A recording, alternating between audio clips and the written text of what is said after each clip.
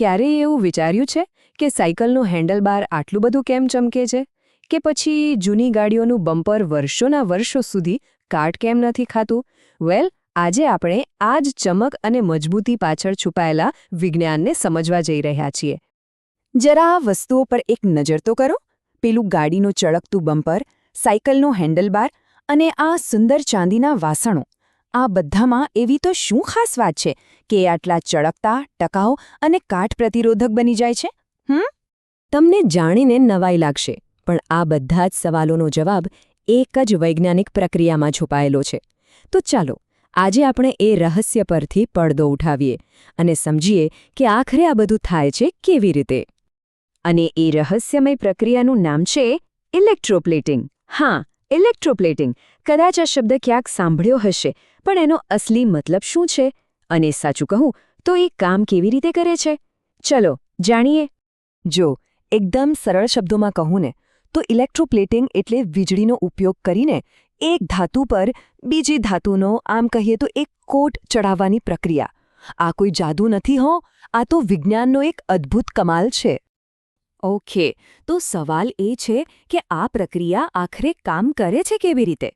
એ જાણવું ખરેખર ખૂબ જ રસપ્રદ છે. ચાલો એની પાછળનો સાયન્સ એકદમ સરળ ભાષામાં સમજીએ. ઇલેક્ટ્રોપ્લેટિંગ કરવા માટે આપણને એક સિમ્પલ સર્કિટની જરૂર પડે. કઈ રીતે? તો જુઓ, એક ખાસ પ્રવાહીમાં બે ધાતુની પ્લેટો ડુબાડવામાં આવે છે અને પછી એને એક બેટરી સાથે જોડી દેવામાં આવે છે. ભલે આ રચના દેખાવમાં સાવ સાદી લાગે, પણ એમાં દરેક ભાગનું પોતાનું એક બહુ જ મહત્વનું કામ છે. ચાલો આખી પ્રક્રિયાના દરેક હિસ્સાને સમજીએ. સૌથી પહેલાં બેટરી. એનું કામ છે પાવર આપવાનું, એટલે કે વીજળી પૂરી પાડવાનું. પછી આવે છે તાંબાની પ્લેટો, જેને વૈજ્ઞાનિક ભાષામાં ઇલેક્ટ્રોડ કહે છે. એ વીજળીને પ્રવાહી સુધી પહોંચાડે છે. અને પેલું ખાસ પ્રવાહી, એ છે કોપર સલ્ફેટનું દ્રાવણ, જેને ઇલેક્ટ્રોલાઇટ કહેવાય છે. એ સમજો કે એક હાઇવે જેવું છે જે વીજળીને પોતાની અંદરથી પસાર થવા દે છે અને આખી પ્રક્રિયાને શક્ય બનાવે છે. તો હવે શું થાય છે? જેવી બેટરી ચાલુ થાય એટલે વીજળીનો કરંટ પેલા દ્રાવણમાંથી પસાર થવા લાગે છે. અને આ કરંટને કારણે દ્રાવણમાં રહેલા ધાતુના નાના નાના કણો છે ને, એ છૂટા પડીને બીજી ધાતુની પ્લેટ પર જઈને ચોંટવા માંડે છે. બસ ધીમે ધીમે ધીમે એના પર એક પાતળું અને એકદમ સરખું પડ બની જાય છે. જોયું? કેટલી સરળતાથી એક ધાતુ પર બીજી ધાતુનો કોટ ચડી ગયો. ઓકે, તો હવે આપણને એ તો સમજાઈ ગયું કે આની પાછળનું વિજ્ઞાન શું છે.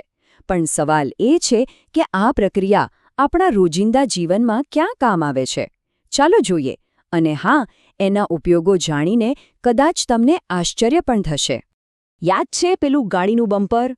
એના પર જે ચમક છે ને, એ ક્રોમિયમ પ્લેટિંગને કારણે છે. એ એને સખત બનાવે છે અને કાટથી પણ બચાવે છે.